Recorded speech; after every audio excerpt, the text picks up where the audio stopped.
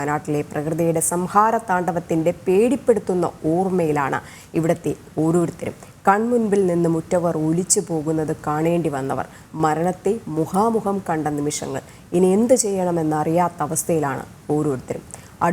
അരുൺ കുടുങ്ങൂർ തയ്യാറാക്കിയ റിപ്പോർട്ട് കാണാം.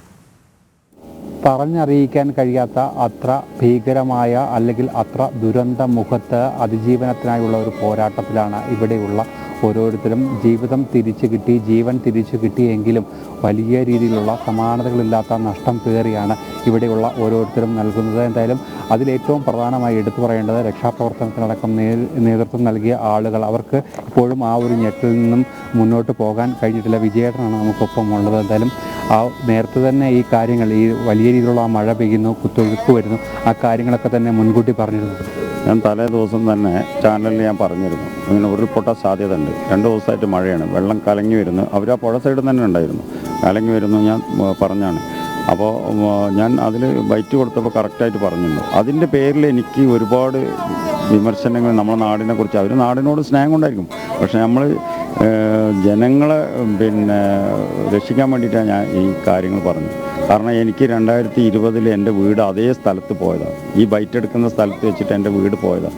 ആ ഒരു അനുഭവം ഉണ്ടായതുകൊണ്ടാണ് ഞാൻ പറഞ്ഞത്. അങ്ങനെ രാത്രി 1:30 ആയപ്പോൾ ഞാൻ വീട്ടിൽ കിടക്കുമ്പോൾ വീടൊക്കെ കുലുങ്ങുക. അങ്ങനെ വീടൊക്കെ കുലുങ്ങുക. പെണ്ണുങ്ങൾ പറഞ്ഞ് എന്തോ സംഭവിക്കുന്നുണ്ട് ചേട്ടാന്ന് എണിച്ച് നോക്കുമ്പോൾ റോട്ടിൽ കൂടെ മാലും കറണ്ട് കമ്പിയൊക്കെ വീഴുന്നു. അങ്ങനെ ഞാൻ എടുത്ത് എൻ്റെ അയൽവാസിയുണ്ട് രവേട്ടൻ്റെ മോനെയും കൂട്ടി ഞങ്ങൾ ആ കാപ്പിക്കാട്ടിൻ്റെ ഉള്ളിൽ കൂടെ നേരെ പോയി. കുടുംബക്കാരുണ്ടായിരുന്നു മേലെ, ഭാര്യൻ്റെ ഏടത്തിമാർ അവിടെ 2 ആൾ അവിടെ ഉണ്ടായിരുന്നു. ഒന്ന് പോയി നോക്കി അവിടെ അവരെന്താണ് ഇത്. ഇവിടുന്ന് നോക്കുമ്പോൾ തന്നെ അത് ശൂന്യമായി അപ്പം തന്നെ. അങ്ങനെ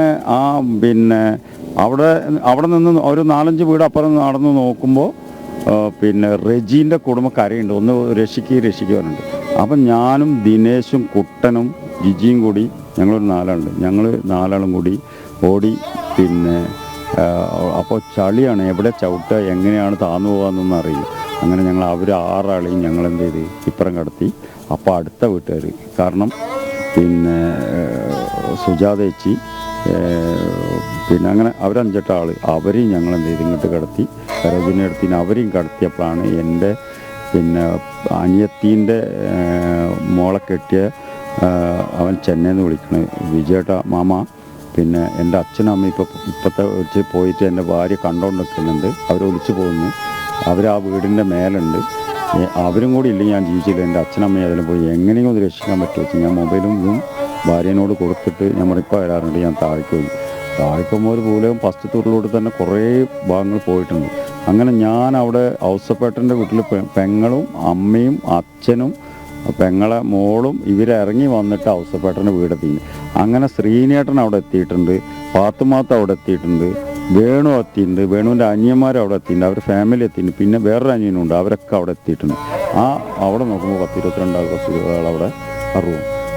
ആ വീട്ടിൽ കുറച്ച് കഴിയുമ്പോഴാണ് 2ാമത്തെ പൊട്ടൽ. ഭീകരമായ ഒച്ചയും മരങ്ങളൊക്കെ ഒലിച്ചു തരിക. അതിൻ്റെ ഉള്ളിൽ ഞങ്ങൾ കരച്ചിലും കൂട്ടക്കരച്ചിലും അങ്ങനെ ആയിട്ട് ഞാനൊരു കമ്പി തന്നെ പിടിച്ചു. അപ്പോൾ എൻ്റെ അച്ഛനും അമ്മയുണ്ട്, അവിടെ ഒരു ബെഡ് ഇങ്ങനെ കൂട്ടിയിട്ടുണ്ട്, ഒരു ഇതിൽ കൂട്ടിയിട്ടുണ്ട്. അതിന് മേലെ അച്ഛനെ അവിടെ ഇരുത്തി, അമ്മേനെ അവിടെ ഇരുത്തിയതാണ്. പിന്നെ അമ്മ കുറച്ച് കഴിഞ്ഞപ്പോൾ ചളി റൂമിൻ്റെ ഉള്ളിൽ ചളിയും കല്ലൊക്കെ ഒന്ന് നടന്നു. അതിനുള്ളിലേക്ക് അമ്മ വന്നു. പിന്നെ ഇവർ കുറേ ആൾ ഒലിച്ചു പോയി. ചിലവരൊക്കെ ആ വീടിൻ്റെ ജനൽ പോയിട്ട് അതിൻ്റെ അവിടെയൊക്കെ പിടിച്ചിട്ടിങ്ങനെ നിന്നു. പക്ഷെ അനിയത്തി ചളിയിൽ മുങ്ങി. അതുപോലെ തന്നെ ശ്രീനേട്ടൻ ഉണ്ടായിരുന്നു, ശ്രീലേഷ് ഉണ്ടായിരുന്നു, ശ്രീനേട്ടൻ്റെ മകൻ ശ്രീലേഷ് ഉണ്ടായിരുന്നു. പിന്നെ നീതു, ആ ഔസപ്പച്ചേട്ടൻ്റെ വീട്ടിലെ മരുമോളാണ്, അതുണ്ടായിരുന്നു. അവരുടെ കുട്ടിയൊക്കെ അതിലുണ്ടായിരുന്നു. പക്ഷേ ഈ ഒരു 5 ആൾ 25 ആൾ അതിൻ്റെ വിളിച്ചുകൊണ്ട് നമ്മൾ കാണുക. കാരണം ഇരുടാണ്, ഞങ്ങൾക്കുള്ള വെളിച്ചത്തിന് ഞങ്ങൾ കാണുന്നുണ്ട്. ഒച്ച സൗണ്ട് കൊണ്ടാണ് നമ്മളിത് അറിയുന്നത്. ഇങ്ങനെ ഞങ്ങളിത് ഒളിച്ചു പോകണമെന്നൊക്കെ പറയുന്നത്. പിന്നെ ദൈവത്തിനോട് പ്രാർത്ഥിക്കുക, അല്ലാതെ വേറെ മാർഗ്ഗമില്ല. എന്തായാലും മരണം ഞങ്ങൾ മരിക്കുന്നത് ഞങ്ങൾക്ക് ഉറപ്പായി. കാരണം ഇത്രയും വലിയ മരങ്ങൾ അതിൽ പോകുമല്ലോ. ഞങ്ങൾ രാവിലെ നോക്കുമ്പോൾ ഇരുന്ന സ്ഥലം മാത്രമേ ഉള്ളൂ. വീടിൻ്റെ ചുറ്റും അത്രയും വലിയ വീടൊന്നുമില്ല. ഇരുന്ന ആ ഒരു സ്ഥലം മാത്രമേ കാണുന്നുള്ളൂ. അങ്ങനെ ഞങ്ങൾ രാവിലെ വേണും ഞാനും വേണുവിൻ്റെ അനിയന്മാരൊക്കെ കൂടെ അവിടെ കുറച്ച് സാരി അടക്കുന്നുണ്ട്. കുറച്ച് നേരം ഒരു ചെറിയ വെളിച്ചം വന്നപ്പോൾ സാരി അടക്കണം. 3 സാരി കൊണ്ട് കെട്ടിയിട്ട് മരത്തിൽ കെട്ടിയിട്ട് സുദർശനെ ഞങ്ങൾ കണ്ടു. ആ ടെറസിൻ്റെ മേലെ നിൽക്കുന്നുണ്ട്. സുദർശന അമ്മനെ അവിടെ കയറ്റിയിട്ട് അവിടെ നിൽക്കുന്നുണ്ട്. അവൻ്റെ വീടാണ് അവിടെ ഇങ്ങനെ നിൽക്കുന്നത്.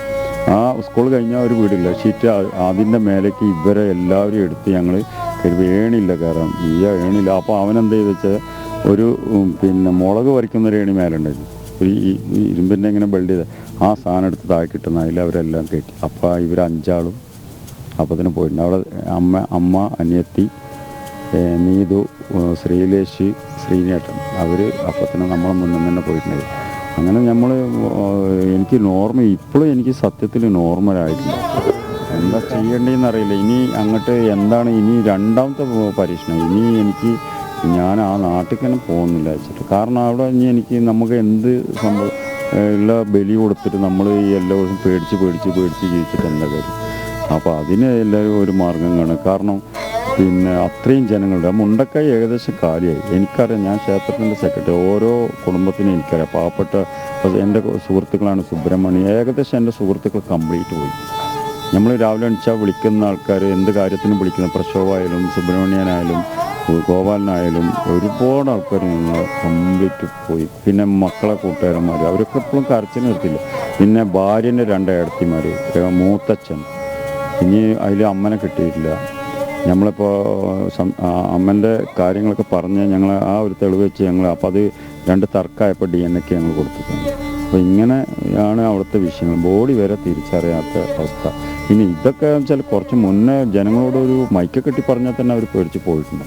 അത്രയും ജീവൻ നഷ്ടപ്പെടില്ല. അതിനൊക്കെ ഉത്തരവാദികളുണ്ട്. അതൊക്കെ അവരെ മനസ്സാക്ഷിക്ക് അവർ അത് അനുഭവിക്കും. അല്ലാതെ നമുക്ക് ഇതിൽ കൂടുതൽ നമുക്കൊന്നും പറയാൻ പറ്റില്ല.